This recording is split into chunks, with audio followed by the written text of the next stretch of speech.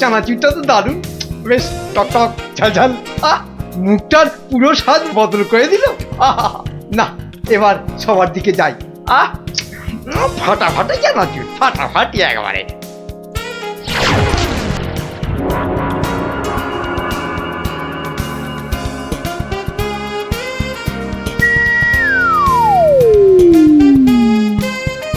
কি মন্ত্রী, তুমি কোথায় হাওয়া খাচ্ছিলে এতক্ষণ? না না, মানে মহারাজ ওই ওই বাগানে একটু মানে। কিন্তু তোমার মুখে ওসব কি যেন লেগে রয়েছে। চানাচুর মনে হচ্ছে। বাবা, কি যেন গেল আমার পায়ের উপর দিয়ে। ইঁদুর, ইঁদুর ঢুকিয়াছে, ইঁদুর। ও ইঁদুর, বাঁচাও ইঁদুর। ওই তো ইঁদুরটা, ওই তো ইঁদুরটা। আরে না চেঁচিয়ে ধরো না বেটাকে। আমার ফলের উপর লাফ দিল। ও তো ঠিক তোমার পায়ের মাঝে দাঁড়িয়ে আছে, ধরো না। আরে সেনাপতি, একা না পারলে প্রহরীদের ডাকো। যা ফসকে গেল। এভাবে হবে না মহারাজ। এভাবে হবে না। আরে বলে ফেলো তাহলে, ছোটাপট। একটা জাল আনলেই তো হয়ে যায় মহারাজ। এই সেনাপতি, জাল নিয়ে এসো না, ফটাফট।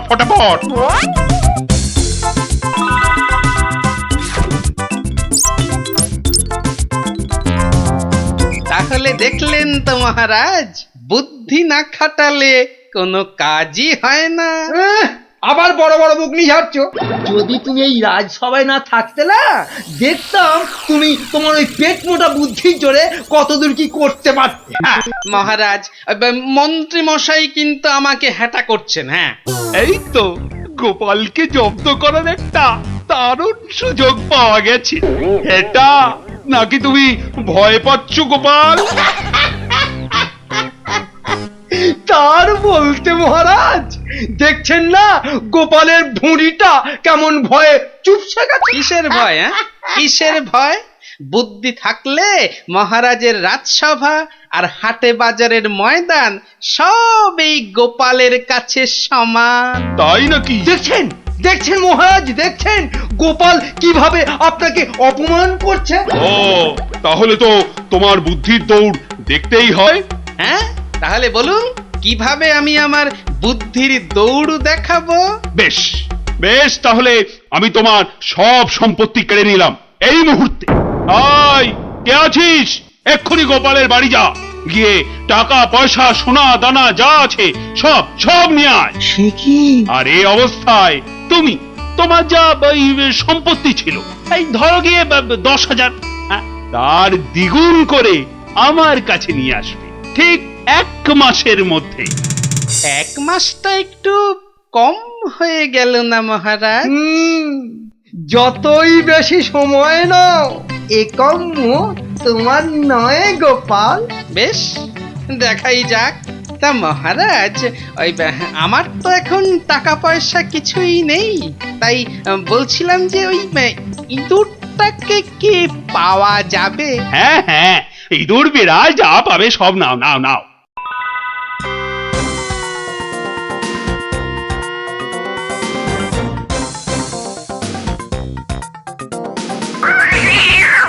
দেখছি কোথায় তোর খাবার পাওয়া যায়। কতবার বলেছি মিষ্টি খাওয়ার অভ্যেস কর, তাহলে তো দোকান থেকেই দিতে পারি রসগোল্লা নয়তো সন্দেশ। কুচুমুচু বাবা ইঁদুর, সোনা মনা তোমাকে কার ঘরে গচ্ছাই। আরে ভোলা ময়রা না? বেটা নিশ্চয়ই বেড়ালের জন্য ইঁদুর খুঁজতে বেরিয়েছে। আরে বাবা, একটু ধৈর্য ধর। ইগো, ইঁদুর নেবে নাকি? ভালো মোটা ফটকা ইঁদুর। সেই খুঁজতেই তো বেরিয়েছি। ও তা বাবা, ও কত দাম নেবে গো? বেশি না, মাত্র 5 টাকা। 5 টাকা একটা ইঁদুরের? রাজবাড়ির জন্য নিয়ে যাচ্ছি, তুমি চেনাশোনা লোক তাই বললাম ওই 5 টাকা। না নিলে থাক। না গোপাল, আমাকেই দাও বরং। এই নাও 5 টাকা। যাক, 5 টাকা তো পাওয়া গেল। এবার দেখতে হবে এটা দিয়ে আর কি করা যায়।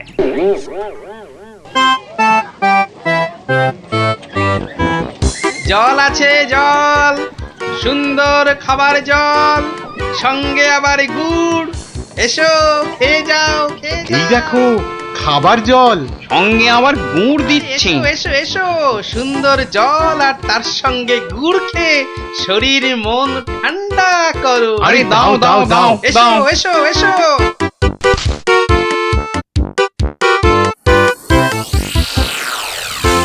খাও খাও খাও, গুড় জল খাও। কোনো পয়সা লাগবে না, শুধু একটু ফুল দিলেই হবে। আমার বাকি যা ফুল আছে নাও। আমারগুলো নাও।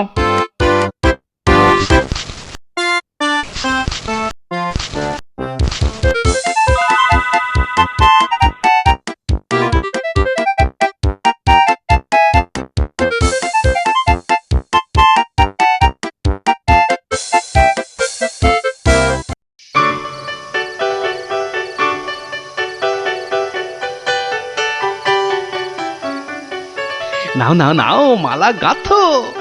সব কটা মালা আবার হাটে নিয়ে বেচতে হবে। তুমি কোনো চিন্তা করো না, হ্যাঁ? আমি যখন হাত দিয়েছি তখন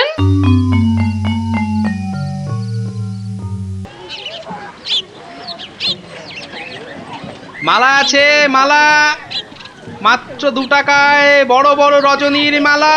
ও বাবা, আসুন ওই টেকুটার আসুন। কাছে এত সস্তা গাঁদার মালা। মাত্র যাই তো। 1 টাকা।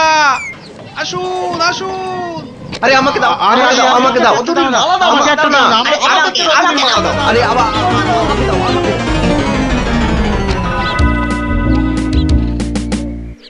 দেখি 1 2 বাবা, পুরো 200 টাকা মাত্র একটা ইঁদুর থেকে। ভালোই হচ্ছে, তবে আরেকটু ভালো করে ব্যবসাটা করতে হবে। ও বাবা, এই দেখো আকাশ কালো করে এসেছে দেখছি। এটা মনে হচ্ছে যখন তখন বৃষ্টি নামবে। এই রে, বলতে বলতে নেমে গেল। রে বাবা, উহ, বাবা কি দাপট বৃষ্টি! ও, সঙ্গে আবার কি ঝড়! দৌড়তে হবে, দৌড়ই দৌড়ই।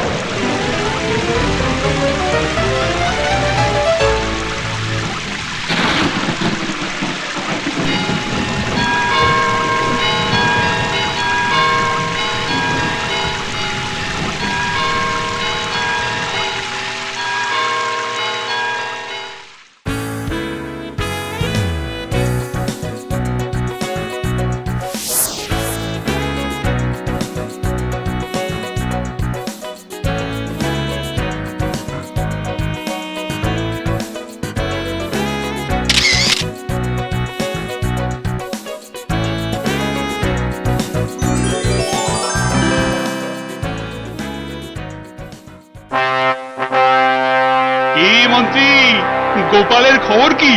টাকা জমাচ্ছে খুব না? কিন্তু এদিকে দিন যে একের পর এক চলেই যাচ্ছে। যাক না, যাক যাক। যখন দুগুণ সম্পত্তি করতে পারবে না, তখন আমাকে আপনাকে হ্যাটা করার মজা বুঝবে বাছাধন। কিন্তু এখন তো আমাদের মজা দেখাতে নবাব বাদশাহ এক বণিককে এখানে পাঠাচ্ছেন। তাহলে তো মহারাজ আমাদের ওই বণিককে খুব ভালো করে খাতির যত্ন করতে হবে। শুধু কি বণিক, তার সঙ্গে কত লোক আসছে জানো, ওই ঘোড়ায় চেপে। কত কত মহারাজ? 200। তাহলে কি হবে মহারাজ? তাই তো মন্ত্রীকে ভার দিচ্ছি, এক্ষুনি বাজারে গিয়ে ওদের যাতে খাবার দাবারের কোনো রকম অসুবিধে না হয় তার ব্যবস্থা করতে। যাও যাও যাও যাও মন্ত্রী, কাজে লেগে পড়ো, যাও যাও। হ্যাঁ মহারাজ। বাহ বাহ বাহ বাহ বাহ, আজও ভালোই বিক্রি হলো মালা। কিন্তু এভাবে তো 20,000 টাকা করতে অনেক সময় লেগে যাবে। আর কি করা যায়, আর কি করা যায়? আরে গোপাল না? কি হে গোপাল, কেমন আছো? আর আছি, আপনাকে আর মহারাজকে হ্যাটা করার মজা এখন হাড়ে হাড়ে বুঝছি। কিন্তু আপনি এখানে কেন মন্ত্রী মশাই? কেন? নবাব শেখ বণিককে এখানে পাঠাচ্ছেন। ভালো করে খাতির যত্ন করতে হবে। তাই তো মন্ত্রীকে ভার দিচ্ছি বাজারে গিয়ে খাবার দাবারের ব্যবস্থা করতে। না না না না না না, আমার আর দাঁড়ানোর সময় নেই, আমি আসছি আসছি। হ্যাঁ হ্যাঁ হ্যাঁ, আপনি যান।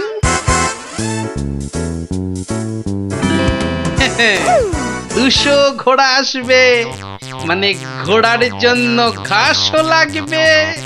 পেয়েছি পেয়েছি, এক দানেই 20,000 টাকা করার ফন্দি পেয়েছি।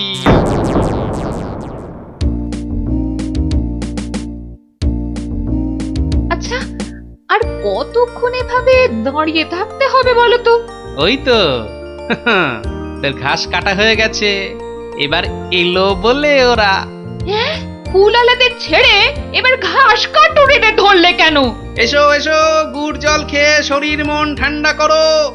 এসো এসো। বাবা বাবা বাবা, গুড় জল, দারুন দারুন, চলো চলো গো চলো।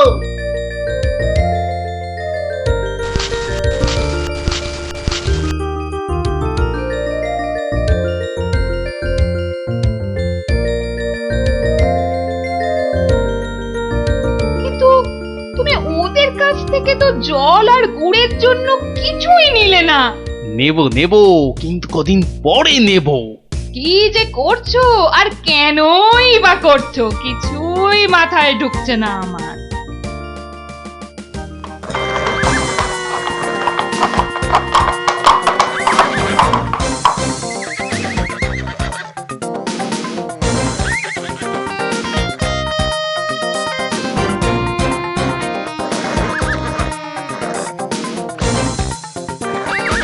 ওই তো এসে গেছে বণিক। এবার আমার খেল শুরু।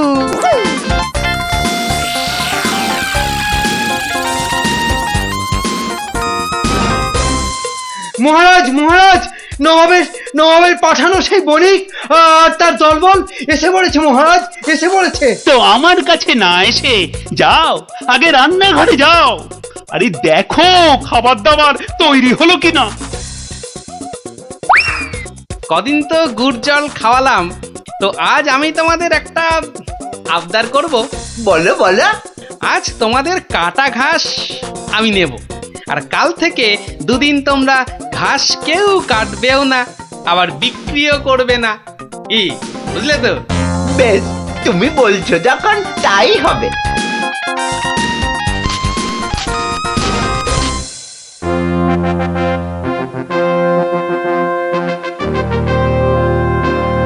খান খান, এই খোদ খোদ নবাবের লোক, আপনারা মন প্রাণ দিয়ে খান, নইলে আবার নবাব বৎস আমার উপর গোসা করবেন। কিন্তু মহারাজ, আমাদের ঘোড়াগুলোর জন্য কিছু ঘাসের ব্যবস্থা যে করতে হবে। এ আর এমন কি কাজ? আই মন্ত্রী, যাও যাও, ঘোড়ার ঘাস লাও।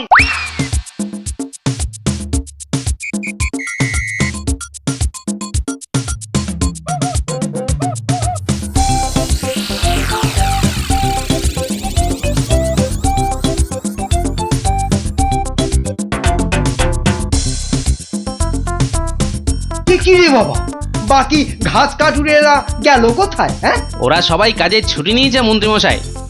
মানে আজ ঘাস বিক্রি করব শুধু আমি। ও, তা দাও দাও, তোমার সব ঘাস দিয়ে দাও তো, বণিকদের ঘোড়াদের খাবার। নিন না, নিন নিন নিন, দাম হলো গিয়ে মাত্র 1 লক্ষ টাকা। লক্ষ টাকা? তোমার মনে হচ্ছে পেট গরম হয়েছে টেকো ঘাসুরে। মন্ত্রী মশাই, পেট আমার বিলকুল ঠান্ডাই আছে, ধরে দেখতে পারেন। এটা ওই যে বললাম, 1 লক্ষ টাকার 1 পয়সা কমে এই ঘাস আপনি পাবেন না। কি? তোমার এত বড় সাহস? তুমি জানো এই ঘাস আমি নিতে এসেছি খোদ মহারাজের আদেশে।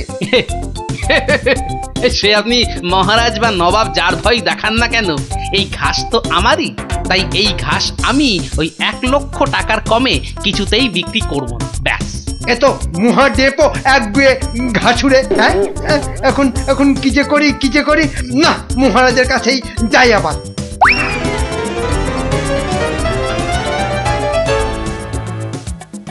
কি হলো মন্ত্রী? আরে আরে ঘাস কোথায়? কি করে আনবো? অনেক দাম চাইছে, 1,00,000 টাকা। হ্যাঁ, এ কি মগের বললুক নাকি? কে কার এত সাহস যে ঘাসের জন্য 1,00,000 টাকা দাম চায়? কি মহারাজ, ঘাসের ব্যবস্থা হলো? ঘোড়াগুলো যে খিদের জন্য ডেকেই চলেছে তখন থেকে। না ওই মানে ওই কি আবার মানে করছেন? হ্যাঁ, কি আবার মানে করছেন? সামান্য ঘাস জোগাড় করতেই সকাল গড়িয়ে দুপুর গড়িয়ে বিকেল হতে চললো, তবুও ঘাসের দেখা নেই। না না না, আমার দেখছি নবাবের কাছে নালিশ করতেই হচ্ছে। আরেকটু অপেক্ষা বণিক মশাই, মানে আমি নিজেই ব্যবস্থা করছি। আই চলো মন্ত্রী, যদি কোনো কাজটা তোমাকে দিয়ে হয়, সত্যি চলো চলো।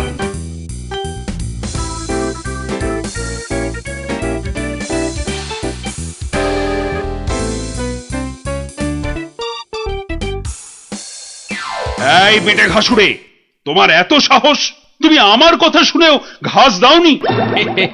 দেব না তো বলিনি, বলেছি 1,00,000 টাকা দাম দিলে দেব। এই ঘাসুরে, তোমার সব ঘাস আমি কেড়ে নেব। নিন মহারাজ নিন। তাহলে জানবো মহারাজ কৃষ্ণচন্দ্র শুধু নিতেই জানেন, দিতে নয়। ও হরি, এ যে আবার সেন্টুতে মারছে। না না না, তাহলে তুমিই বলো ঠিকঠাক কত হলে মানে দিতে পারবে? হয়তো এবার পথে এসে গেছেন, তা কম টম করে ওই 50,000 মতন দেবেন। না না, অত পারবো না বাবা ঘাসুরে। বেশ, আপনি মহারাজ হয়ে এত যখন বলছেন তখন ওই ঠিক আছে 30,000ই দেবেন। এইটুকু ঘাসের জন্য 30,000? হ্যাঁ, আরে হাঁ করে দাঁড়িয়ে থেকো না মন্ত্রী, মশা ঢুকে যাবে।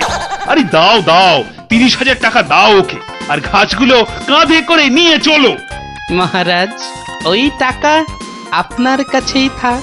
কেন কেন আমার কাছে থাকবে কেন? আপনি চেয়েছিলেন 2 গুণ, আর আমি করলাম 3 গুণ, মানে 30,000। মানে তুমি গোপাল? তাহলে প্রমাণ হলো তো যে বুদ্ধি থাকলে সেটা মহারাজের রাজসভাই হোক আর এই হাটে বাজারের ময়দানি হোক, গোপালের কেরামতি সব জায়গাতেই খাটে। হ্যাঁ,